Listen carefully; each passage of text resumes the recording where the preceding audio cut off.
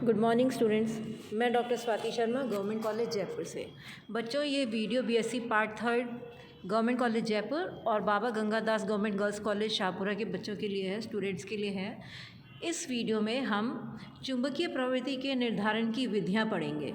इस समय मैं आपसे ये उम्मीद कर रही हूँ कि आपको याद होगा जो हमने टर्म्स पढ़ी थी, उसमें हमें खासतौर से काई चुंबकीय प्रवृत्ति के बारे में आपको याद होगा, नहीं तो आप एक बार पिछले वीडियो में देखें। बच्चों, चुंबकीय प्रवृत्ति जो है पदार्थों की प्राप्त करने की कई विधियां उपलब्ध हैं, लेकिन हमारे पास दो मुख्य विधियां हैं जो हमारे प्रमुख विधियां हैं। वो हैं गॉय विधि और फैराडे विधि। इन दो के बारे में हम पढ़ेंगे। दोनों के डायग्राम्स आपको दिए गए हैं। इन विधियों के पीछे जो मुख्य सिद्धांत है वो ये है कि किसी भी पदार्थ के बिना चुंबकीय क्षेत्र के और चुंबकीय क्षेत्र बिना बाह्य चुंबकीय क्षेत्र के और चुंबकीय क्षेत्र की उपस्थिति में भार में आने वाले अंतर के आधार पर हम उनकी चुंबकीय प्रवृत्ति ज्ञात करते हैं। और जो डायमैग्नेटिक पदार्थ होते हैं, प्रतिचुंबकीय पदार्थ होते हैं, वो चुंबकीय क्षेत्र में बाह्य चुंबकीय क्षेत्र की उपस्थिति में कुछ भार उनका कम हो जाता है और अनुचुंबकीय पदार्थों का बाह्य चुंबकीय क्षेत्र की उपस्थिति में भार बढ़ जाता है। ये हमारा मुख्य सिद्धांत है। तो अब हम ये दो विधियां देखते हैं। सबसे पहले गॉय विधि। गॉय विधि में आप देखिए कि जब हम किसी पदार्थ को किसी पदार्थ की चुंबकीय प्रवृत्ति एवं आघूर्ण को ज्ञात करने की यह एक सरल और उत्तम विधि होती है। इस विधि में एक विशेष प्रकार की गॉय तुला, गॉय बैलेंस तराजू, ये आपके पास एक गॉय तुला है, एक पलड़ा हटी हुई विश्लेषणात्मक तुला होती है ये। और यहाँ पर पदार्थ रखने की जो स्पेस है वो एक नली में पदार्थ रखा जाता है। विद्युत चुंबकीय क्षेत्र लगाने के लिए ये चुंबक होते हैं, विद्युत चुंबक होते हैं बाह्य क्षेत्र लगाने के लिए। अब हम इस बाह्य क्षेत्र में इस पदार्थ को लटकाते हैं और भार में आने वाले अंतर को देखते हैं। तो ये हमारी गॉय तुला है, इसका डायग्राम आपको सीखना होगा। तो इस विधि में, गॉय विधि में, एक विशेष प्रकार की तुला ली जाती है जिसे गॉय तुला कहते हैं, गॉय बैलेंस कहते हैं। इसमें पहले पदार्थ की कुछ मात्रा को तोल लिया जाता है। ये मात्रा 1 ग्राम यानी कि ग्राम्स में होती है। बाद में पदार्थ पर एक चुंबकीय क्षेत्र लगाते हैं और पदार्थ के भार में अंतर को ज्ञात कर लेते हैं। यानी कि पहले हमने बिना बाह्य चुंबकीय क्षेत्र के पदार्थ को तोलेंगे, फिर हम बाह्य चुंबकीय क्षेत्र लगाते हुए पदार्थ को तोलेंगे। दोनों में जो अंतर है उसको हम नोट कर लेंगे। गॉय चुंबकीय तुला उपकरण आपने ये देख लिया, समझ में आ गया आपको। इसके बाद हम प्रतिचुंबकीय, ये जो मैंने आपको सिद्धांत में बताया था वही बात है कि प्रतिचुंबकीय पदार्थों में कोई अयुग्मित इलेक्ट्रॉन नहीं होता है, अतः उनका चुंबकीय आघूर्ण शून्य होता है। ऐसे पदार्थ पर, कैसे? प्रतिचुंबकीय, डायामैग्नेटिक, ऐसे पदार्थ पर अगर हम बाह्य चुंबकीय क्षेत्र लगा देते हैं तो उनमें प्रेरित चुंबकीय आघूर्ण बन जाता है जो बाह्य चुंबकीय क्षेत्र के विपरीत दिशा में होगा और इसकी वजह से ऐसे पदार्थ चुंबकीय बल रेखाओं को प्रतिकर्षित करेंगे जिससे उनके भार में थोड़ी कमी आ जाएगी।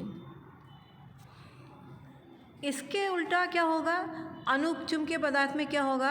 अयुग्मित इलेक्ट्रॉनों के कारण वे चुंबकीय बल रेखाओं को अपने में आकर्षित करेंगे।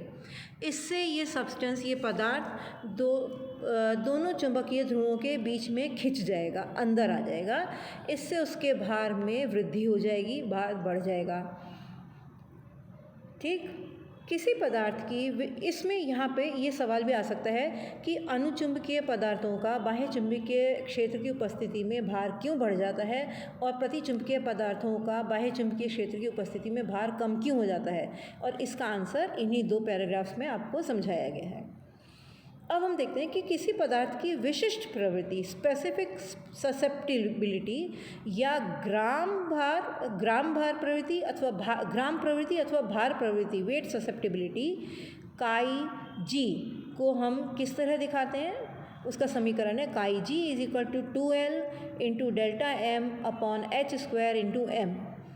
L 2 ध्रुवों के मध्य की दूरी होती है, डेल्टा एम पदार्थ के भार में अंतर होता है, एच चुंबकीय क्षेत्र की तीव्रता होती है और एम पदार्थ का द्रव्यमान होता है। और जब आप इस काई जी को यानी ग्राम प्रवृत्ति को अणुभार से यानी मॉलिक्यूलर वेट से कैपिटल एम से मल्टीप्लाई करेंगे, काई जी इंटू डेल्टा एम करेंगे तो पदार्थ की मोलर प्रवृत्ति पता चल जाएगी। तो काई एम मोलर का सिंबल है small M, chi M is equal to chi G into capital M यानी chi G into molecular weight. ये सिंपल सा सूत्र है।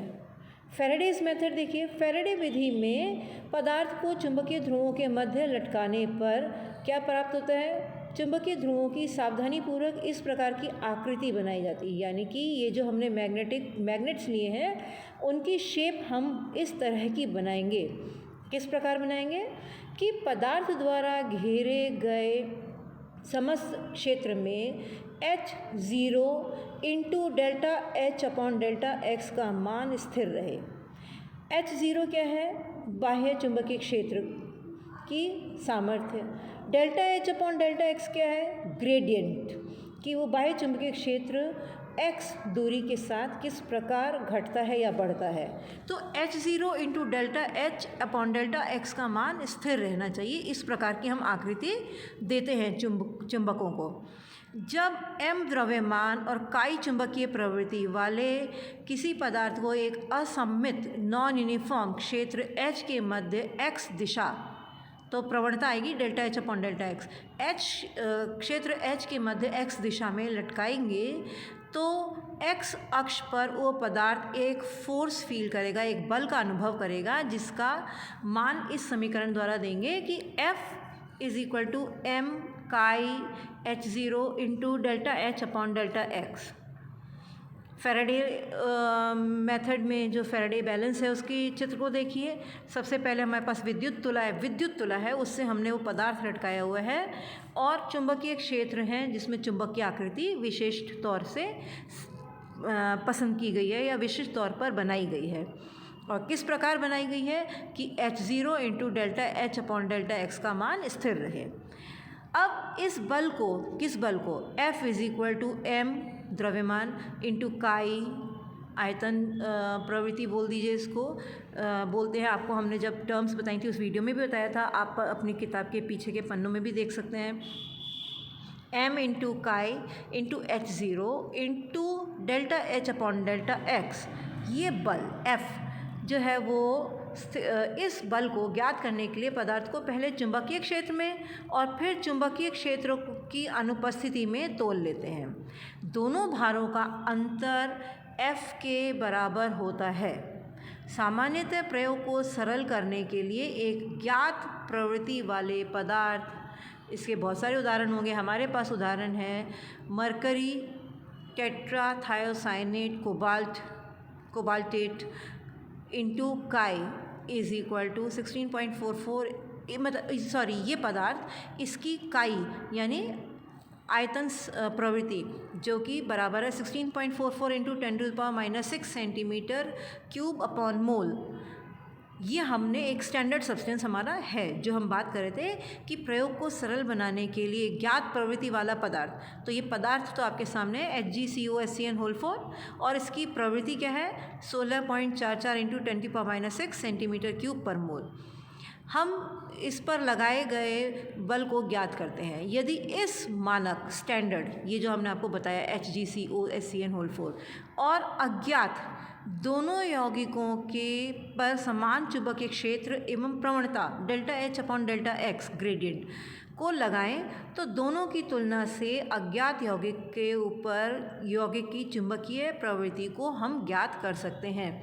कैसे, Fg upon mg into xg या स्टैंडर्ड बोलिए Fs स्टैंडर्ड सब्सटेंस का force upon ms standard substance का मास अपॉन काई s यानी स्टैंडर्ड सब्सटेंस की प्रवृत्ति is equal to Fu mu chi u है अननोन के लिए। तो इस तरह दोनों के बल की तुलना की जा सकती है और इससे प्रवृत्ति कितनी निकलेगी काई अननोन की, वो क्रॉस मल्टीप्लाई कर लेंगे हम, F unknown into m standard chi standard upon m unknown F unknown. तो इस प्रकार काई अननोन यानी अज्ञात पदार्थ की प्रवृत्ति का अणुभार से गुणा करने पर मोलर प्रवृत्ति को ज्ञात किया जा सकता है। यानी आपको जो काई प्रवृत्ति यहाँ पे पता चली है अज्ञात पदार्थ की, उसको उसके मॉलिक्यूलर वेट से गुणा करेंगे तो आपको उस अज्ञात पदार्थ की मोलर ससेप्टिबिलिटी पता चल जाएगी। तो ये दो विधियां हैं। अगर हम इन दोनों का तुलनात्मक अध्ययन करें तो मेरे को यहाँ पे मैं ये बता दूं कि फैराडे मेथड में हम जो पदार्थ है वो मिलीग्राम में लेते हैं और गॉय मेथड में हम पदार्थ को ग्राम्स में लेते हैं। अब हम इन दोनों विधियों की तुलना करेंगे तो हम देखते हैं, पहले समानताएं देखिए कि ये दोनों ही जो हैं वो फैराडे और गॉय दोनों विधियां एक तकनीक पर आधारित हैं। वो है कि चुंबकीय पदार्थ को यदि चुंबकीय क्षेत्र में रखा जाए तो बाह्य चुंबकीय क्षेत्र और पदार्थ के चुंबकीय क्षेत्र की अंतरक्रिया के कारण पदार्थ पर कुछ बल कार्य करता है। दोनों विधियों में पदार्थ को पहले चुंबकीय क्षेत्र की अनुपस्थिति में तोलते हैं और फिर चुंबकीय क्षेत्र लगाकर उसकी उपस्थिति में पदार्थ को तोलते हैं। पदार्थ के तोल के अंतर से पदार्थ की चुंबकीय प्रवृत्ति का निर्धारण किया जाता है।